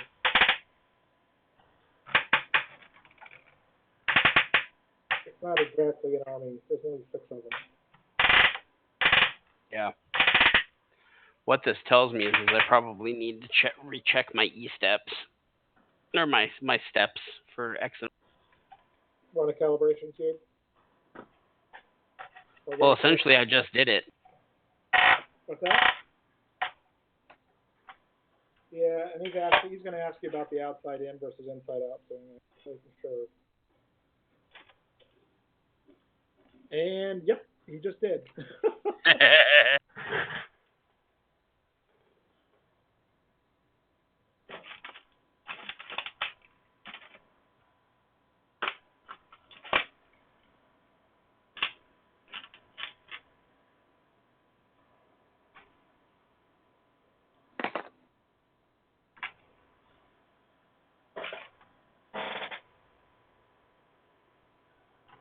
And there you go. What's funny is I'm the one who started him on that. Oh, the out before in? Yeah, the out before in, because it gives you better dimensional accuracy in Cura. Maybe I've just got all my stuff dialed in because I haven't noticed a significant difference between the two. And we're talking like within the accuracy of the micrometer or the caliper I'm using. Yep. So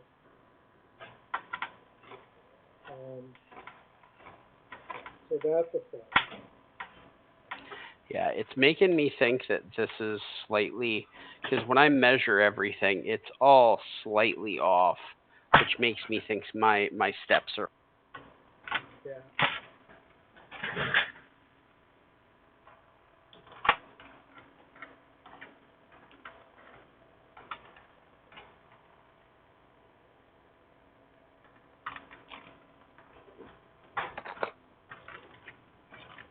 Yay. Yay.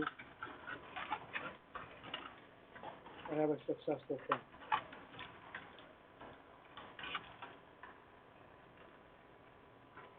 My guess is that my belts have stretched. That would do it.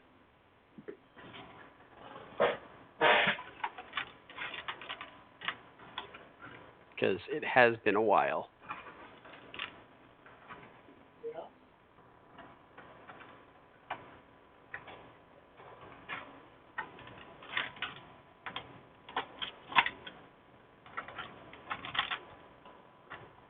If I can do, and looking at them, they're not my favorite aspect of this printer.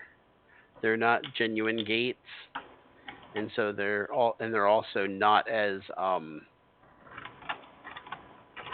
strong. They're not as taut as they probably should be.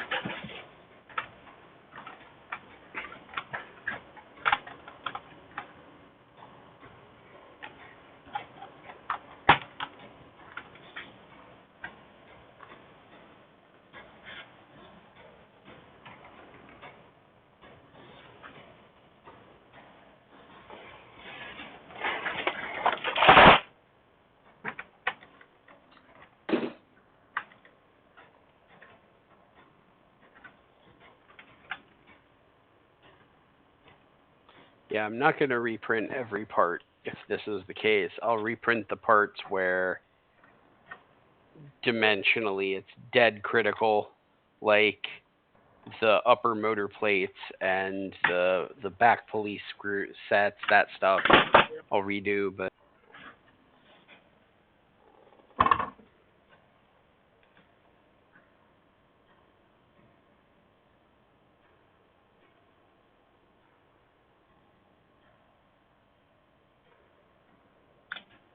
Woo! Very nearly done.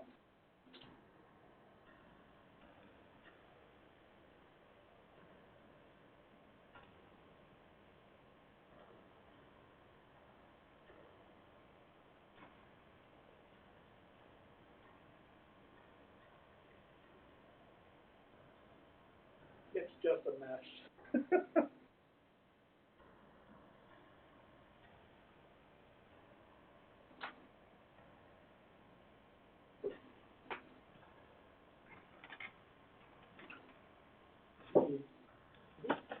looking good. Yeah. So what connectors are you using on those boards? Which boards? You basically chopped off Luke's boards, right? Is what you did? Oh yeah, they're Luke's boards with Luke's connectors. I didn't change anything about that. And the duet board, if he basically used the same connectors that, what? I don't know. Mm-hmm. What'd you say? Oh, he's muted. Whoops. Whoops. Yeah, I basically the duet or Luke chose the same connectors as the duet, and I'm using the connectors that he used or that he supplied with it. Do you know what they are? Are they?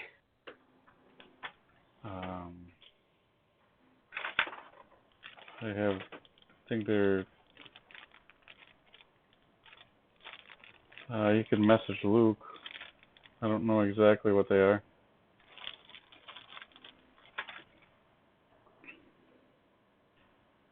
Trying to see if there's any labels on these things. I'm not sure what the precise name of them is. Alrighty. Wow, what a mess. Feel like I wish I'd have left a little bit more slack in a couple of these.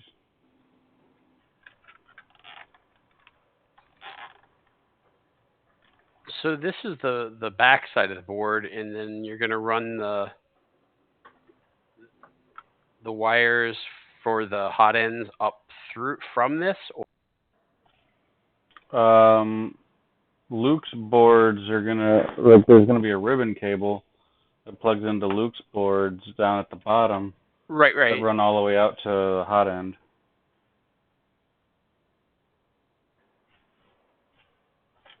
Yeah. So. Yeah, but his boards run up to. So he's running like a cable, ribbon cable connector, right? Yeah. Right. So that's on the opposite face from the picture you're showing us, right? Yes.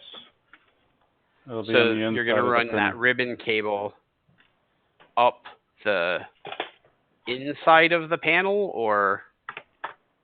It'll go down the extrusions and up to the where the tools are gonna be. Okay, that makes sense then. I think that was more or less what Josh had intended with the holes anyway. He originally had some other connector spec'd out, but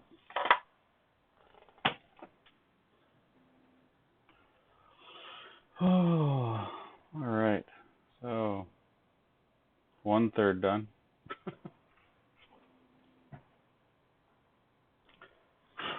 I think I'm gonna do the other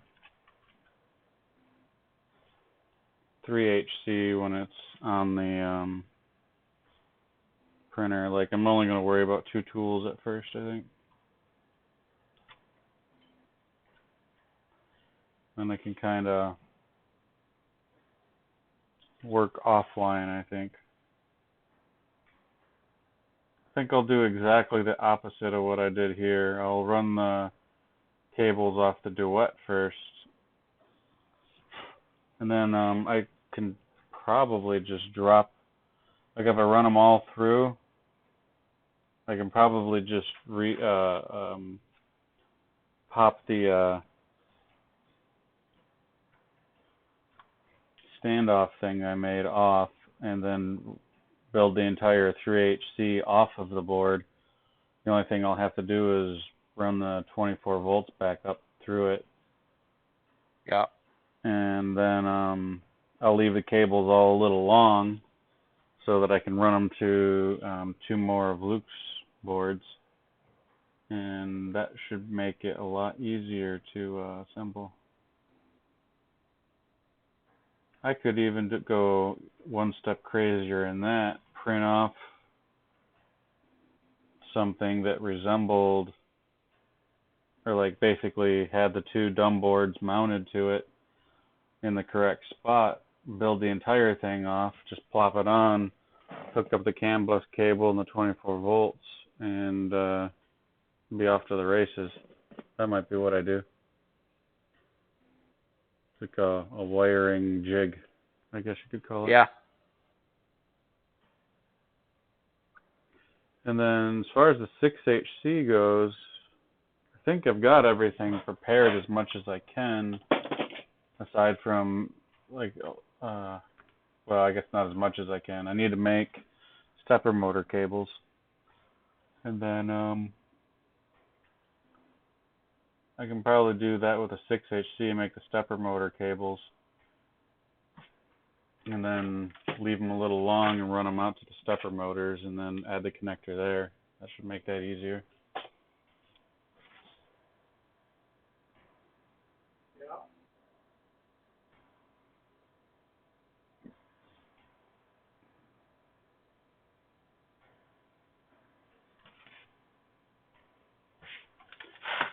Alright, tomorrow will be motor cables, I guess. Try to get that 3HC or the 6HC assembled.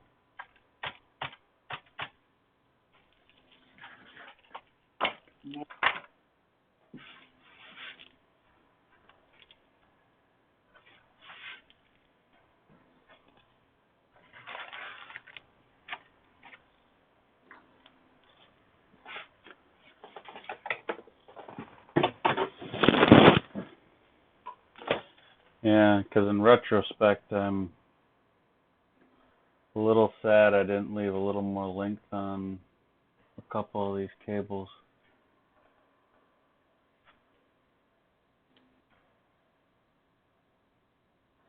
They didn't bend quite as easily as I would have preferred. Oh. Alright.